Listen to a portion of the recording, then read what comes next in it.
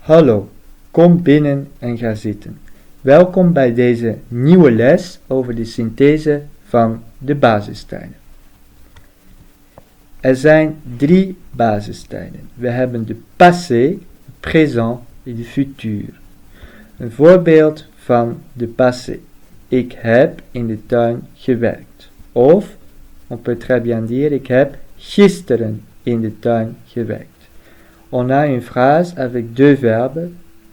C'est le passé composé. Le passé composé, on utilise l'auxiliaire hebben en zijn. Ici, du coup, hebben. Et on l'a conjugué, ik heb. Et à la fin de la phrase, on a le participe passé. Donc, je werk, et on a rajouté un T, parce que le K, c'est dans fixe ketchups. Ok. Dans le présent, on a un seul verbe. Dans le futur, on a à nouveau 2 verbes. On a un auxiliaire, mais contrairement à l'auxiliaire du passé composé, c'est pas hebben ou zijn, mais c'est zullen. Zullen connaît 2 formes. Zal, si le sujet c'est singulier, donc ik c'est singulier parce que c'est une seule personne, du coup on prend zal, et zullen pour si le sujet c'est au pluriel, donc we, jullie, ze, zullen. Alors, et à la fin, on a l'infinitif. Et donc, on n'a pas le participe passé comme dans le passé composé avec je. Non, on a l'infinitif, c'est-à-dire le verbe non conjugué, le verbe qu'on retrouve dans le dictionnaire ou dans la liste de vocabulaire, la liste de vocabulaire avec le vocabulaire qu'il faut étudier. Alors, ce qui est important pour former le basistijden, c'est de comprendre qu'est-ce que c'est l'infinitif et le radical. L'infinitif, c'est la forme du verbe qui est non conjugué, c'est la forme qu'on retrouve dans la liste du vocabulaire et du dictionnaire. Le radical, c'est la forme sans en. Et donc, werken, c'est l'infinitif, on le retrouve comme ça dans la liste du vocabulaire. Pour former le radical, je supprime en. Spelen, c'est le radical, et ça vient du verbe, l'infinitif, spelen. Dansen, c'est l'infinitif. Pour former le radical, je supprime en. Luister, c'est le radical, et ça vient du verbe luisteren. Werken, c'est l'infinitif, et le radical, on supprime en, werk. Reis, c'est le radical, et pour former le infinitif, on réfléchit et on sait que reis, ça vient du verbe reisen. Alors, du coup, pour le radical, on supprime en. Mais c'est pas tout. Parce que si on supprime en, on doit aussi analyser les 3 dernières lettres. Et dans notre analyse, on distingue le voyelle A, E, I, O, U et Y et consonne les autres lettres, donc B, C, D, etc. Alors, par rapport à notre analyse, on a 3 groupes. On a le groupe qui termine par consonne, voyelle, consonne. On a le groupe qui termine par voyelle, consonne, consonne. Et on a le groupe autre. On commence à analyser spelen.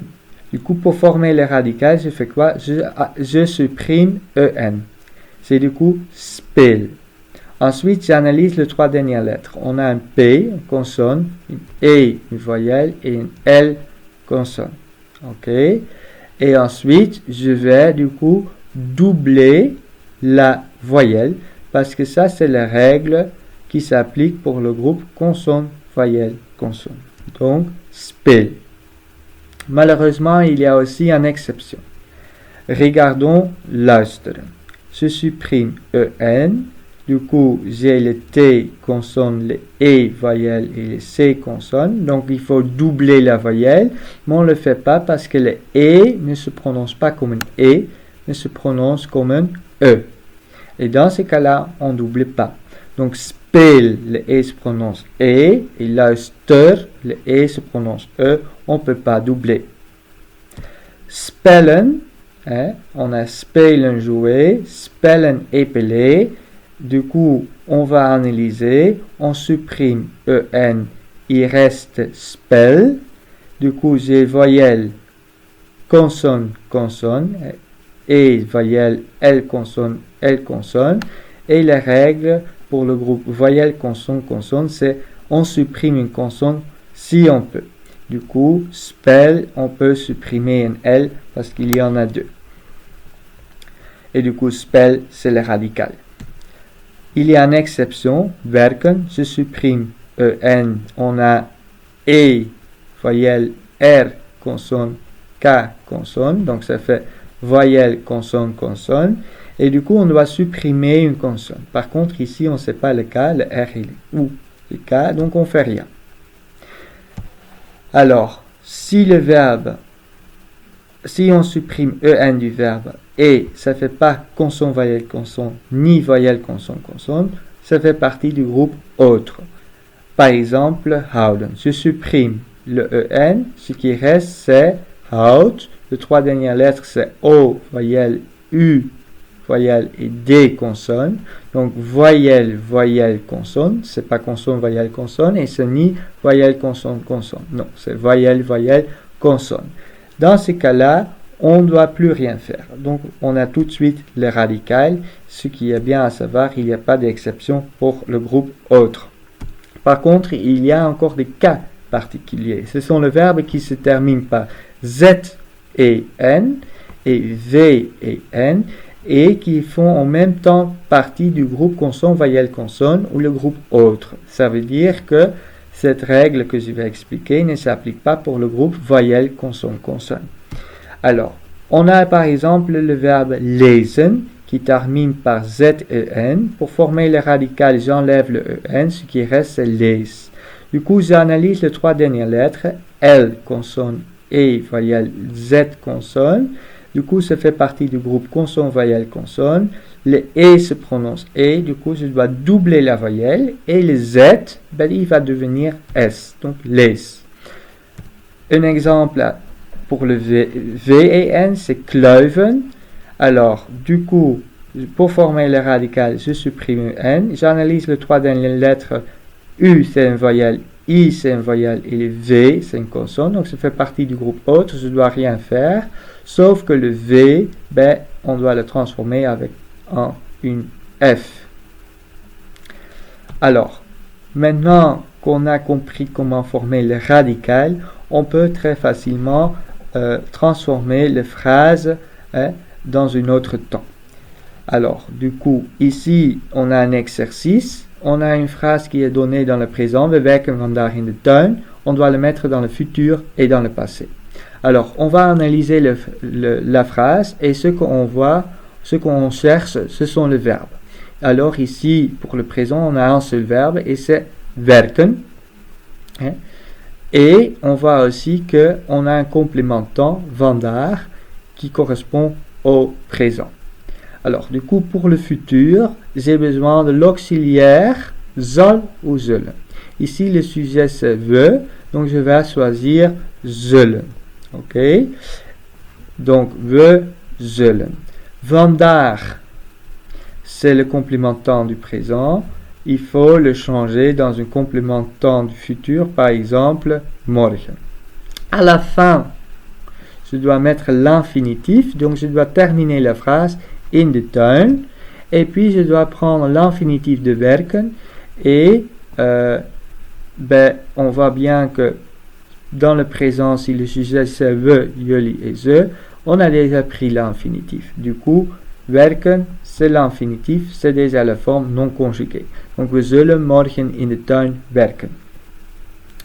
On va faire la même chose pour le passé. Donc, pour le passé, on a besoin de l'auxiliaire hebben en zijn. Le verbe, c'est werken. Alors, c'est pas je suis travaillé, mais j'ai travaillé. Donc, on utilise l'auxiliaire hebben. Et c'est du coup, we hebben. Vandaag, c'est un complément temps pour le présent. On va le transformer en gisteren. Hier, c'est un complément de temps pour le passé. À la fin, je dois mettre le participe passé, mais c'est tout à la fin de la phrase, donc je mets le reste de la phrase in de tuin. In de tuin. Ensuite, je vais former le participe passé, donc je commence à écrire je.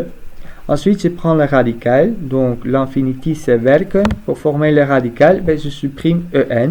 Par la suite, je vais du coup analyser les trois dernières lettres. Donc, j'ai une E, voyelle, R consonne, K consonne.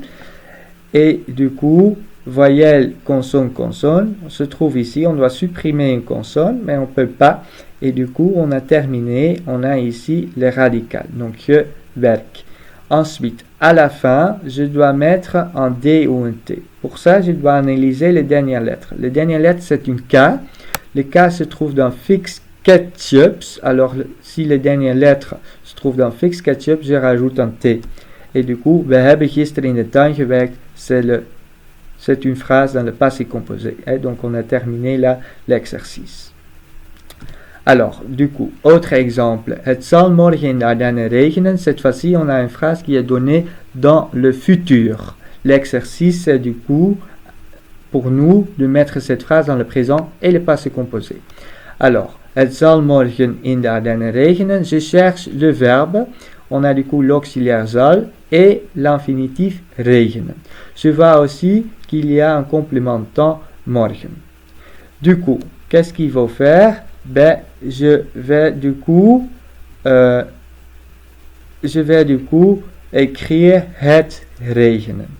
Het, c'est la même chose que hij. Du coup, on a besoin du radical. Donc, qu'est-ce que je fais? Je supprime en et je vais analyser les trois dernières lettres. Donc, le g, c'est une consonne, le e, c'est une voyelle et le n, c'est aussi une consonne. Ensuite, la règle veut, consonne, voyelle, consonne, qu'on double la voyelle. Par contre, on a un problème. Le e de regen ne se prononce pas comme un e, mais comme un e. Donc, on ne double pas. Ok, donc ça reste regen. Donc, on a ici le radical. Par contre, pour le forme het, on a le radical plus le terminaison un t. Donc, het regent. Et morgen, ça devient vandaag. Et puis, on termine la phrase avec in de Ardennen. On va faire pareil pour le passé composé. Du coup, le verbe c'est regent. Ça vient du verbe l'infinitif regenen. C'est pas il est plus, mais il l'a plu. Donc, j'ai besoin de l'auxiliaire hebben. Et c'est du coup het heeft. Vandaag, ça devient pour le passé gisteren. À la fin, je dois mettre le participe passé, donc je termine la phrase in de Ardennen. Pour former le participe passé, j'écris je. Je prends le radical, du coup, le verbe c'est regenen. Pour former le radical, je supprime en. J'analyse les trois dernières lettres. Le g c'est une consonne, le e c'est une voyelle, le n c'est une consonne. Consonne, voyelle, consonne, regen. Le e se prononce pas comme e, mais comme e, donc je double pas. J'ai ici regen, j'ai le radical. Ensuite, on doit mettre un D et un T, et pour ça, je regarde les dernières lettres, et la dernière lettre, c'est un N. Alors, je regarde Fix Ketchups, le N, il n'est pas dedans. Donc, on a une autre lettre, et si c'est une autre lettre, on ne rajoute pas un T, mais un D. Donc, geregend, et là, on a la phrase dans le passé composé, het heeft gisteren in de Ardennen geregend. Dernier exercice. Ik heb gisteren in het park gevoetbald. On a une phrase donnée dans le passé composé. On doit le mettre dans le présent. Alors, le verbe, c'est du coup heb, c'est l'auxiliaire, et gevoetbald, c'est le participe passé. Alors, pour le présent, on a besoin d'un seul verbe. Donc, j'ai réfléchi. On a ik, et on a le verbe voetballen. Et du coup, je dois pour ik prendre le radical. Donc, j'écris ik voetballen.